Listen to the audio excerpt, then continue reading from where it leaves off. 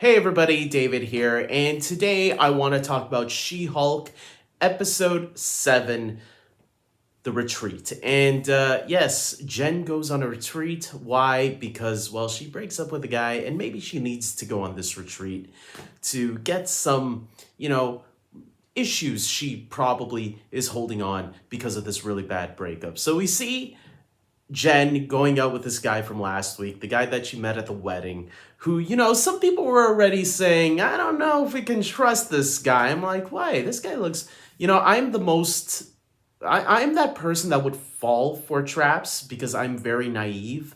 And I'm the kind of guy that, hey, if this person looks good, why not trust them? And then they'll backstab me when I least expect it. And yes, call me fooled because this guy, well, we'll get to that a little later. But yes, it seems like everything's going all right. Like they're going out on a lot of dates. They're sleeping together most likely a couple of times.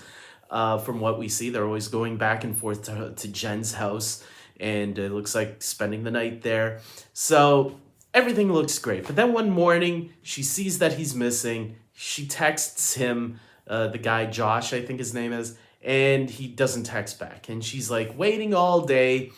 Probably some pretty funny moments there, seeing her frustration on waiting for that person to text back to. I think a lot of women probably go through that. I'm pretty sure there's some. I remember when I had a girlfriend, I was waiting for my ex-girlfriend to text back to me, and she was like, I didn't get that text back.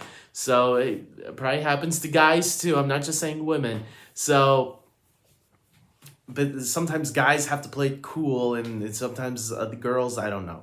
I don't know how you girls like to play it, but sometimes the guys like to play, no, don't rush and text her right away. Just let her wait a little bit.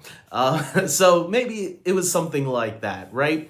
Or maybe he was scared, having cold feet. This girl, she wants to rush into it. I don't know if I want to text her back. So it could be any number of possibilities, right?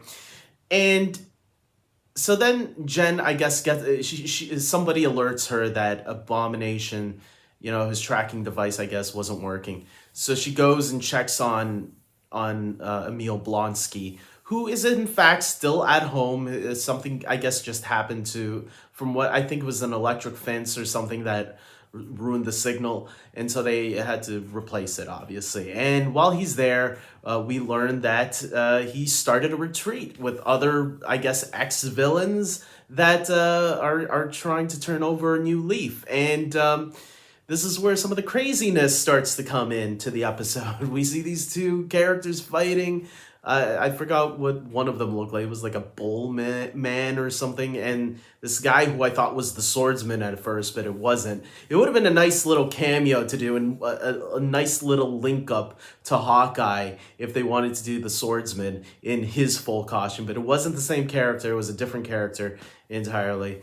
And look, I thought this episode was really enjoyable. Seeing all the retreat stuff, seeing Emil Blonsky, Tim Roth, obviously having, I hope he really had a good time, because it looks like he's having a good time in this show. He's playing it differently. He's not really the bad guy anymore. He's like turned over. And I like seeing this side of Emil Blonsky, and you can tell Tim Roth is so happy, or maybe that's just the character. But to me, it feels like it's coming off as the same vibe. Like he's having a good time playing this fun side of this character that he never really got to play before. Before, he played it straight and he was like badass and stuff. Now he's a little bit more laid back and relaxed and cool.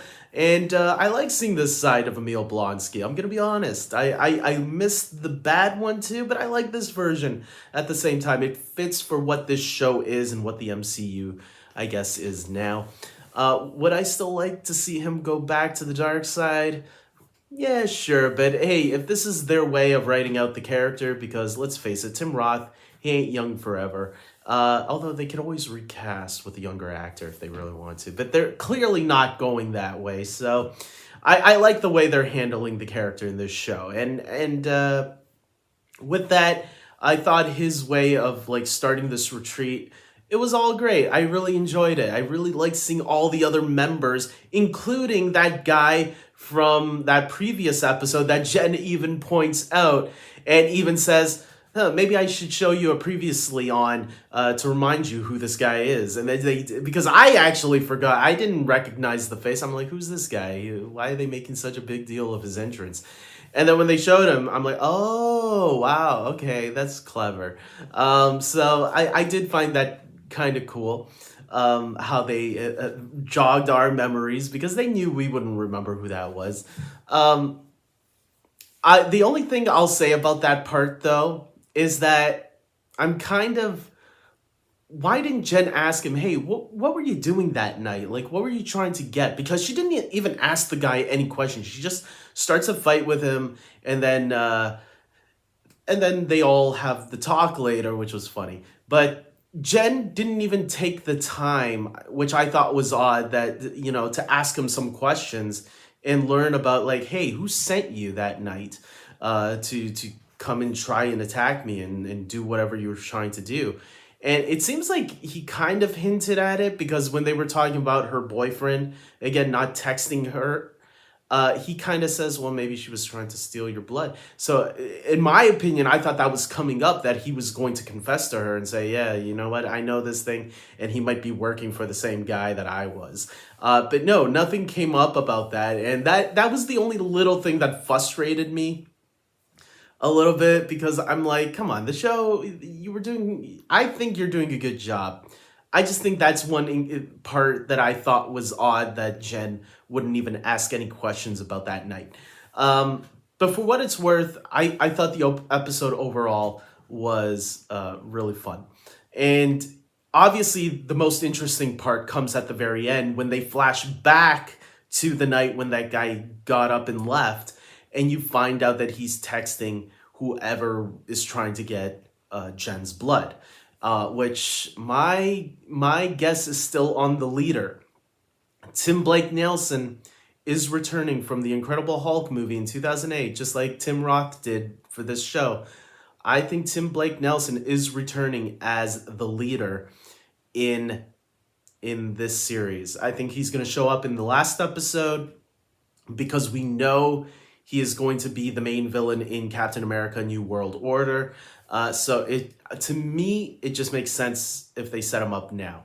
And I think they've already had this guy in the can for a while.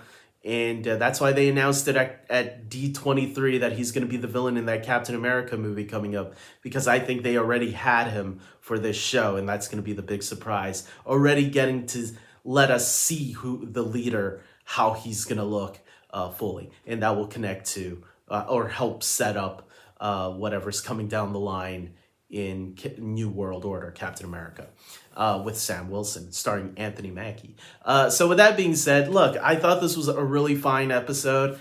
I know there's probably a lot of people really frustrated because this is like the third episode in a row now, or second episode in a row, I can't remember now, where we thought Daredevil was coming and he's not here yet. I thought maybe this would be the episode. I was wrong once again. Will it be next week? I have to believe it's going to be next week. Unless they're saving Daredevil for the finale, like they really want people to watch the final episode, that like, nah, we're going to save him for the final episode. But considering the show back in episode, for those of you that are mad, number one, let me remind you, in episode 3 of She-Hulk, Jen says to the camera, says to us, the audience, hey, despite all the cameos that are going to be in this show, just remember whose show this really is. And so, I mean, the show didn't lie to you. If you were excited for Daredevil, that's your fault. And you shouldn't, because this is Jen Walters' show.